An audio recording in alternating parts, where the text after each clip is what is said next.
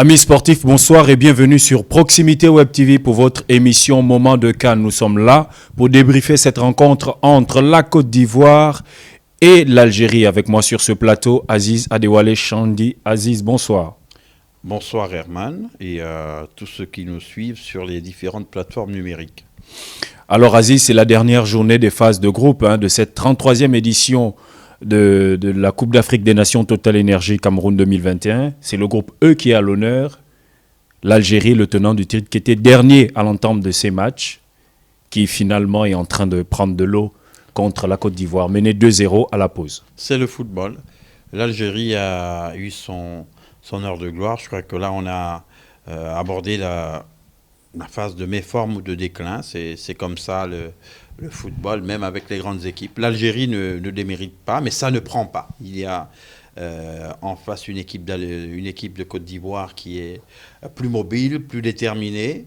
Et on peut bien penser que le coup porté par les Comores lors du précédent match avec cette défaite a affecté le mental de ces Fennecs. Est-ce que les Algériens vont pouvoir se remobiliser parce que dans la presse et dans l'opinion, on n'est pas tendre du tout à l'endroit des Fennecs à Alger.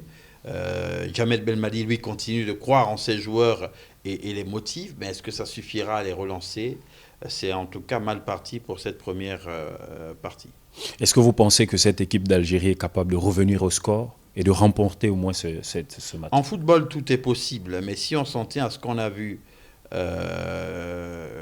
là pour cette première phase, écoutez, on a quelques doutes sur leur capacité à revenir au score et même à le réduire. C'est maintenant en fonction également du dispositif de la Côte d'Ivoire à la reprise qu'on pourra être déterminé sur l'issue de ce match. C'est vrai que pour l'instant l'Algérie est d'ores et déjà éliminée, mais il va falloir attendre pour voir comment les choses vont redémarrer.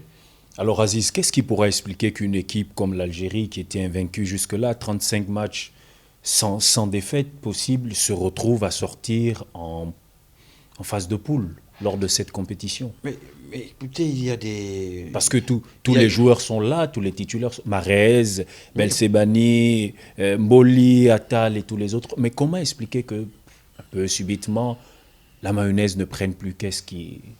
Mais il y a peut-être la saturation sur le plan physique. L'Algérie a fait plus de 2 ans sans perdre de match. L'Algérie a participé à de nombreux tournois. Ce sont les mêmes qui ont joué la Coupe arabe avant de venir à la Coupe d'Afrique des Nations.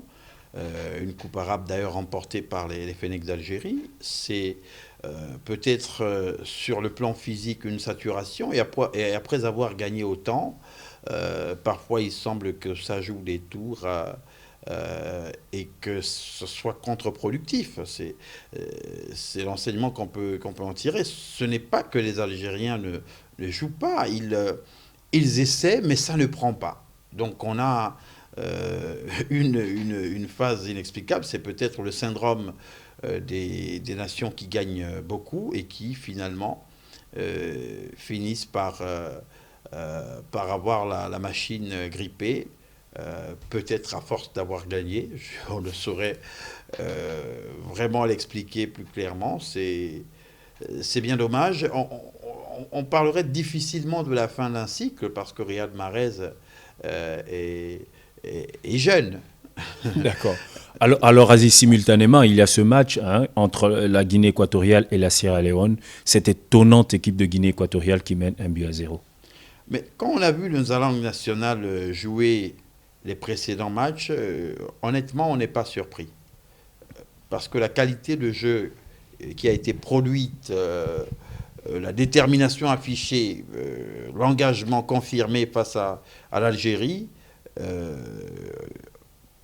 en tout cas, sont des signes qui montraient que cette équipe avait des ambitions et qu'elle entendait vendre chèrement sa peau.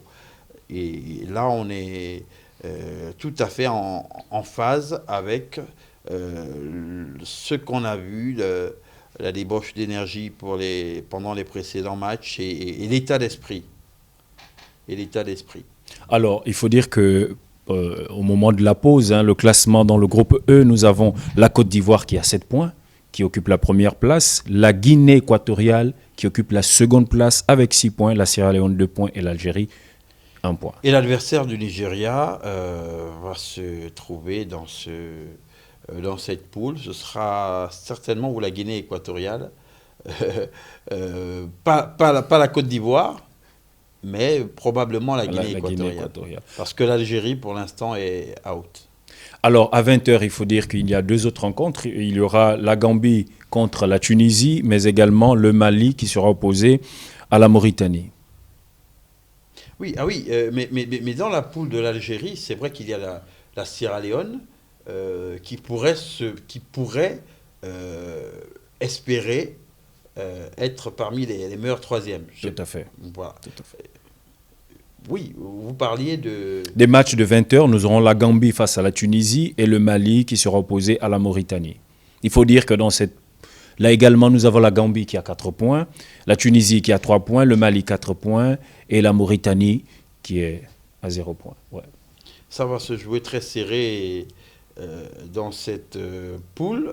Il y aura des matchs très engagés. Et la Gambie, qui vient pour la première fois à la Coupe d'Afrique des Nations et qui a un comportement très honorable, la Gambie, qui est toujours en course pour la qualification. Et ça va se jouer ce soir.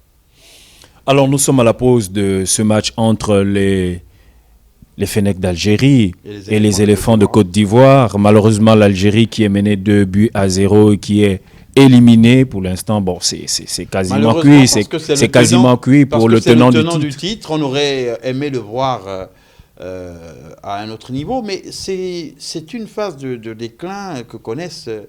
On le rappelle, toutes les grandes nations. L'Égypte avait remporté, il n'y a pas très longtemps, 2 CAN successives avant de sombrer. Il y a un temps pour gagner, pour briller, et un temps